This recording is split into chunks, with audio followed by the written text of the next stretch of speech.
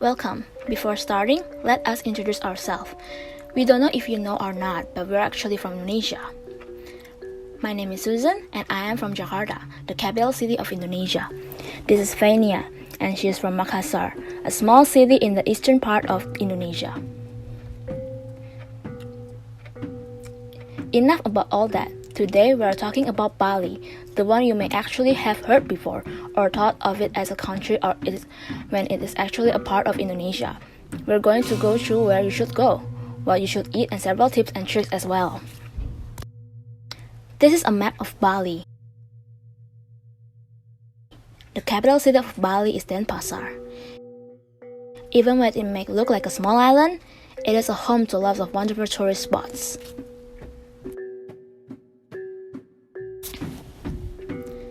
The first place is Kuta Beach. This is located very near to the airport, just about 10 minutes away. As it is very accessible, it is very popular among foreigners and even the domestic tourists, which made it quite crowded. Along the beach, you may see tons of hotels, bars, restaurants, and all the entertainment you will ever need. Other than Kuta, there are a lot of other not so mainstream beaches like Nusa Dua, Seminyak, Jimbaran, Sanur, and so on. But they're quite similar, so we don't really talk about them. The Galalang Rice Terrace is another option if you come to Bali for relaxation and stress relief. As the name suggests, green paddies or rice plant is everywhere. The design of this rice terrace actually includes subak, which is a traditional, ecologically sustainable irrigation system, which is surprisingly under the authority of Hindu priests in the water sample, as it is a practice of religion as well. You can explore the terrace by hiking up and down while still enjoying the view here. Another fun entertainment place located here is Waterboom Bali. People rarely talk about this anymore, but back then, in 2009 or 2010, it is quite popular. Waterboom Bali is a water park which have numerous attractions and rides, which are very kid-friendly and still fun for the adults. This makes it a suitable destination for families. The next view will be Bali's religious tourism spot. Unlike most parts of Indonesia, Bali is not a Muslim city, but a Hindu one. The first place we'll talk about is Pura Tanah Lot. This pura consists of two temples which are both used to honor the sea gods. It is important to know to visit on a low tide, because on the high tide, the passageway will not be possible to walk on. Also, on the low tide, you can sometimes see venomous tame sea snakes along the passageway. The locals believe they are the guardians of the temple. Fun fact about Tanah Lot actually means land in the sea in Balinese. Next is Garuda Wisnu Kencana Cultural Park, or as Indonesian, we call it GWK. This is a park dedicated to the Hindu god Vishnu and his mount Garuda the eagle.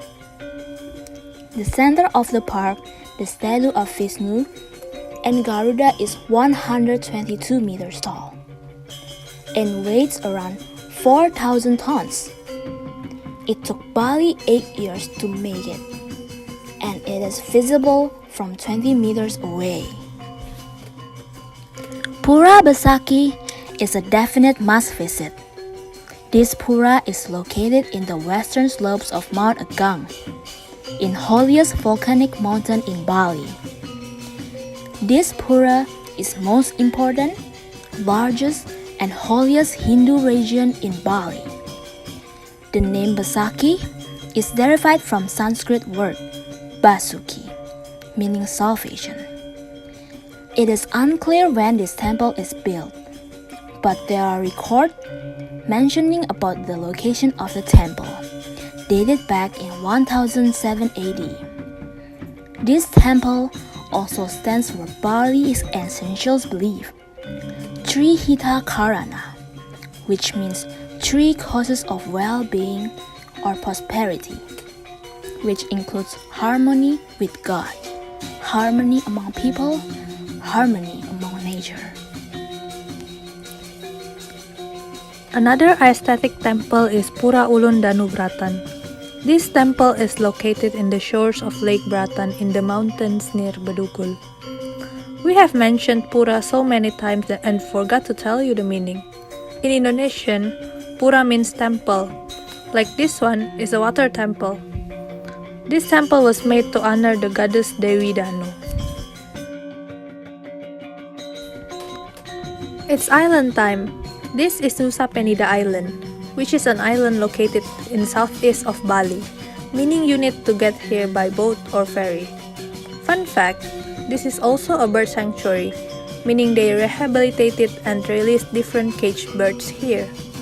This island also covers a lot of diving spots and very photogenic Instagram-worthy locations, which we will talk about in a bit. This is Angel's Billabong, a natural rock pool that opens straight to the ocean. It is important to note that it is at the end of a cliff, and you need to be careful when visiting, because there are several deaths happened here. Another thing to be paid attention to is the tide, because when the tide is high, it's not possible to visit. Two rocks at the end of the pool looks like angel wings, which led them to name it Angel. And in English, Billabong means tip.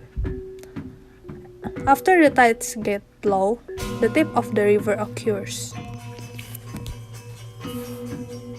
Still around here, this is Broken Bridge.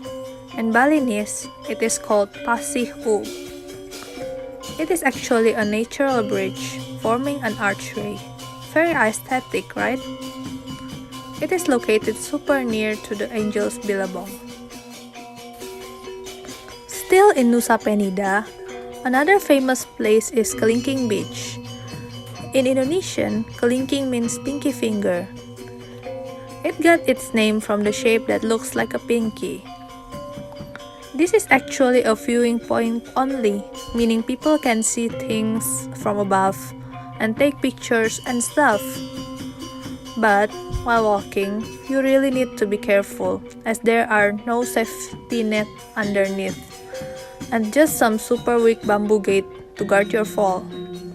When you go down from the viewing point, you will actually see the beach and it has golden sands like this.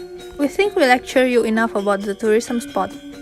Let's move on to the foods Bali is famous for. The first one is Balinese suckling pig or babi guling.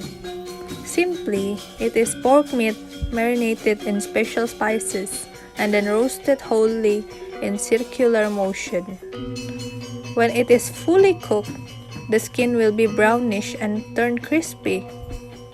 One of the most famous restaurants selling babi guling is Warung Babi Guling Ibu Oka, which I left the address in this caption.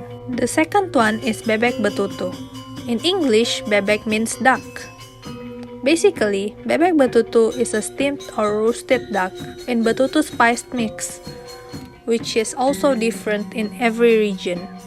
Some are spicy, some are not. It is also available in chicken version as chicken betutu. One of the most famous restaurants serving bebek betutu is Bebek Tepi Sawah. Another famous pork dish is barbecue pork ribs. I don't think I need to explain this dish. I bet you all know this. Two famous restaurants serving the ribs are Noti Nuris and Warung Wahaha. As famous as it is, Noti Nuris have a lot of stores opening in other cities. Even more shocking, they actually own a store here in Taiwan. And again, another pork dish, pork satay. This is basically pork meat barbecued in the form of steaks. Unlike other satay in Indonesia, where they serve satay with peanut butter, here, they serve this satay with salt and green chili on the side. The one people prefer is this sate babi bawah pohon, which literally translates into pork satay under the tree. Nasi Bali or Balinese rice is a Bali take on Indonesian mixed rice. Every region has its own take on it. The Balinese version may have grilled tuna, fried tofu, cucumber, spinach, tempeh, beef cubes, vegetable curry, and other things. Mixed rice is often sold by street vendors. So in Bali version, they usually have pig meat on it, but they also have a halal version available. One of the oldest and popular restaurants that sells it is Warung Nasi Bali Menweti. That's all! Don't forget to visit Bali. Bye bye!